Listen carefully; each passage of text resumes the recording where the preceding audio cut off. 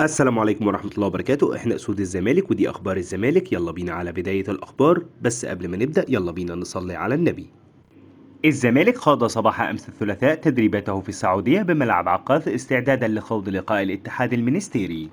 تواجه جماهير الزمالك المتواجدة في مصر أزمة كبرى تتمثل في عدم إنهاء أوراق السفر للمملكة العربية السعودية من أجل مؤازرة الزمالك في البطولة العربية. وقدمت جماهير الزمالك المتجهة إلى البطولة العربية لمؤازرة الزمالك أوراقها للحصول على التأشيرات للدخول إلى السعودية لحضور البطولة، ولكن لم يتم الرد عليها حتى الآن بالرغم من صحة الأوراق وحجز تذاكر الطيران. وعدم الرد على الأوراق المرسلة من جانب الجماهير من قبل المسؤولين يعد أمر في غاية الغرابة، قد يعتبره البعض تعنت ضد جماهير الزمالك التي تريد أن تكون خلف ناديها في هذا الحدث الذي يضم معظم الفرق الجماهيرية العربية. وكعادة جماهير الزمالك تحارب وحدها دون التدخل من مسؤولين الزمالك. يبدأ الزمالك مشواره بالبطولة العربية بمواجهة الاتحاد المنستيري التونسي يوم الجمعة 28. أكد مصدر في الاتحاد العربي في تصريحات أنه سيتم تسجيل الصفقات الجديدة لنادي النصر، ولكن بشرط أن يتم مشاركتهما في البطولة العربية إلا بعد انتهاء أزمة القيد. وأشارت تقارير صحفية سعودية أن نادي النصر لم يسدد مبلغ ما يقرب من 2 مليون ريال لنادي ليستر سيتي، وذلك قيمة بعض الشروط في العقد المبرم بين الطرفين، وتعتمد على نسبة مشاركة أحمد موسى مع النصر. طارق يحيى هناك مدير فني كبير سيصل إلى الزمالك في أول أغسطس من أجل تطوير قطاع الناشئين، ووصل سيكون دوره قطاع الناشئين وتطوير المدربين، حيث سيقوم بورش عمل للمدربين من أجل منحهم خبراته خلال عمله في الدول العربية والإفريقية والدول الأوروبية. وأتم الزمالك لديه قطاع ناشئين مميز وأخرج عددا من النجوم للفريق الأول، وهناك رغبة من الاستفادة من هذا المدرب بشكل أكبر مستقبلا. محمد الإتربي رئيس اتحاد البنوك المصرية: أنا راجل زملكاوي وأتمنى أن يحقق نادي الزمالك كثيرا من الإنجازات، وعن ترشحه لخوض انتخابات نادي الزمالك نفى صحة ما تردد عن خوضه انتخابات نادي الزمالك المقبلة، موضحا: لن أترشح في انتخابات نادي الزمالك، وعن حقيقة تخصيص فريق كروي لبنك مصر يكفينا نادي البنك الأهلي، والبنك الأهلي ومصر هما الذراع اليمين للاستثمار. نادي البنك الأهلي حبايبنا والفريق لا يحتاج لمساعدة من بنك مصر، وعن حقيقة أن يكون بنك مصر راع للنادي الأهلي حسب المصلحة، ومدى استفادة بنك مصر من أن يكون راعي للنادي الأهلي فمصلحة البنك أولا وأخيرا. كشف الاتحاد المصري عن تعليمات القيد وانتقالات اللاعبين للموسم 2023-2024، والتي تم إرسالها إلى الأندية المشاركة في الأقسام المختلفة بدءا من القسم الأول والثاني والثالث، وانتهاء بمسابقات المراحل السنية المختلفة وكرة الصالات والنسائية. وجاءت التعليمات الخاصة باللاعبين المحليين كالتالي: يسمح لكل ناد قيد 3 لاعبين في قائمة الانتظار من اللاعبين المستمر عقودهم حتى قبل نهاية فترة القيد الثانية في يناير، ولا يسمح لهم بالمشاركة في المباريات إلا بعد إضافتهم ضمن القائمة الأساسية أثناء فترة القيد، ويلتزم النادي بسداد مستحقاته كاملة طبقا للتعاقد.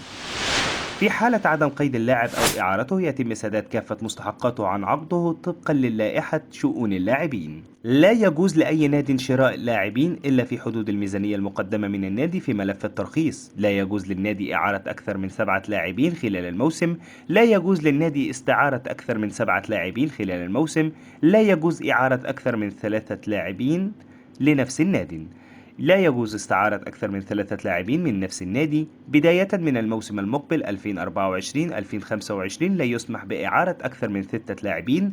أما عن فترات القيد فجاءت كالتالي: تكون فترة القيد الأولى بداية من 27 يوليو وحتى 5 أغسطس. تستمر فترة القيد الإضافية حتى 13 سبتمبر 2023. تكون فترة القيد الثانية لفرق القسم الأول خلال الفترة من 1 يناير حتى 31 يناير 2024. أكد الاتحاد المصري في تعليماته على أنه لن يسمح للمدرب الذي فسخ عقده مع ناديه من طرفه بتدريب ناد آخر طوال الموسم. أما في حال قام النادي بالاستغناء عنه فيحق له تدريب ناد آخر بحد أقصى ناديين طوال الموسم. وجاءت تعليمات المدربين كالتالي: لا يسمح لأي مدرب تولي تدريب أكثر من فريقين خلال الموسم. في حالة رحيله مستقيلا فلا يمكنه تدريب أي فريق آخر على مدار الموسم. إذا كان رحيله من قبل إدارة النادي فيمكنه تولي تدريب فريق آخر إضافي بحد أقصى. أكد الاتحاد المصري لكرة القدم أن كل ناد في الدوري الممتاز يحق له التعاقد مع 5 لاعبين أجانب بالإضافة ل3 أجانب تحت السن، مؤكدا أنه لن يسمح لأكثر من 5 أجانب بما فيهم اللاعبين من تحت السن بالمشاركة في المباراة معا. لا يحتسب اللاعب الفلسطيني ضمن عدد اللاعبين الأجانب. أما بالنسبة لرسوم المسابقات فجاءت كالتالي: رسوم المشاركة في الدوري المصري الممتاز 100,000 جنيه، رسوم المشاركة في كأس مصر 50,000 جنيه لفرق القسم الأول و10,000 جنيه لباقي الفرق. يسدد كل فريق مبلغ 1,750,000 جنيه للحكام كالتالي: 875,000 جنيه تسدد لرابطة أندية القسم الأول مع فترة القيد الأولى، 875,000 جنيه تسدد لرابطة الأندية القسم الأول مع فترة القيد الثانية. يسدد كل نادي مبلغ 100,000 جنيه على دفعتين مع كل فترة قيد نظير توفير خدمة الكشف عن المنشطات. نادي النصر الليبي من خلال رئيس النادي السيد أحمد بوشناف قد دخل السباق مع الأهلي والزمالك للظفر بخدمات أحد أفضل المهاجمين في الدوري المصري أحمد أمين أوفا لاعب إنبي. كتب إسلام صادق عبر فيسبوك توابع انضمام إمام عاشور للأهلي: 1 تعادل مع حرس الحدود، 2 خسارة بالثلاثية من بيراميدز، أزمة كبيرة لحسين الشحات. ثروت سويلم عضو رابطة الأندية: لم أكن أتخيل أن هذا الموقف يخرج من حسين الشحات، وواصل الشحات شخص على المستوى الشخصي والإنساني رائع للغاية وأنا أحترمه، ولكن العقوبة كان لابد أن يتم اتخاذها سريعا.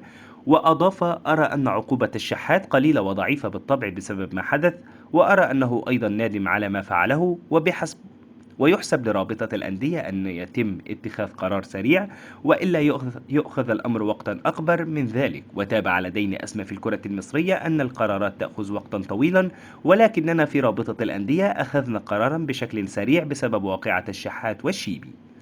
ثروت سويلم: بدأنا في رابطة الأندية ترتيب مواعيد مسابقة الدوري المصري الممتاز للموسم المقبل، بدأنا بالتنسيق مع اتحاد الكرة لأن الشخص المسؤول هو عامر حسين عضو مجلس إدارة الاتحاد المصري لكرة القدم والمشرف على مسابقات الرابطة. وأضاف أنه تم الإعلان عن انطلاق مسابقة الدوري العام الموسم المقبل في النصف الثاني من شهر سبتمبر، وسينتهي في وقت أفضل من كل المواسم الماضية رغم الارتباطات المنتظرة. وتابع: مهما حصل دوري الموسم المقبل تنظيمه سيكون أفضل من السنوات الماضية، كلنا شاهدنا المواسم الماضية رابطة الأندية تحاول أن تنهي المسابقة بشكل مبكر أكثر، والموسم المقبل نسعى لذلك أيضا حتى يتم ضبط كل الأمور. مجموعة قنوات SSC السعودية في بيان لها صدر الثلاثاء: البطولة الأكبر عربيا على مستوى الأندية كأس الملك سلمان للأندية على قنوات SSC، حيث حصريا على باقة الرياضة من شاهد وجو بيكس. في جو من المتعة والإثارة الكروية يتنافس 16 فريقا عربيا على بطولة كأس الملك سلمان للأندية، وذلك في الفترة الممتدة من 27 يوليو الجاري وحتى 12 أغسطس. ووصل البيان حيث تقام المباريات في 3 مدن سعودية هي الطائف وأباها والباحة. تبث مباريات البطولة عبر قنوات SSC حصريا على باقة الرياضة من شاهد وجهاز جو بيكس، فيما يخصص استوديو تحليلي لكل مباراة مع عدد نجوم التحليل الرياضي: نور صبري من العراق، أحمد عفيفي مصر، طلال البلوشي قطر، عادل السليمي تونس، عبد الملك زيايا الجزائر، سلطان اللحياني السعودية، بدر الحقباني السعودية، محيسن الجمعان السعودية، مناف أبو شقير السعودية، عياض مبخوت الإمارات، حسين حاكم من الكويت. وأتم البيان ومجموعة من أبرز المعلقين الذي يأتي من بينهم فهد العتيبي من السعودية، وبلال علام من مصر، ورؤوف خليف من تونس. في مؤازرة ذلك يبث برنامج يومي من مدينة أباها لتسليط الضوء على أبرز مجريات البطولة وأحداثها. كتب أحمد حسن نجم منتخب مصر السابق عبر فيسبوك خاص: اجتماع لجنة الانضباط خلال أيام وهناك اتجاه لتغيير عقوبة رابطة الأندية بخصوص حسين الشحات وتغليظها مع اتخاذ إجراء رسمي لتفعيل عقوبة كهرباء. بس كده، هي كل الاخبار اللي كانت معانا النهارده عن نادي الزمالك. اتمنى الفقره تكون خفيفه على قلبكم. ادعمونا بلايك الفيديو، سبسكرايب للقناه، ومتشكرين جدا على دعمكم. لو عندكم اي ملحوظه سيبوها لنا في التعليقات. سلام.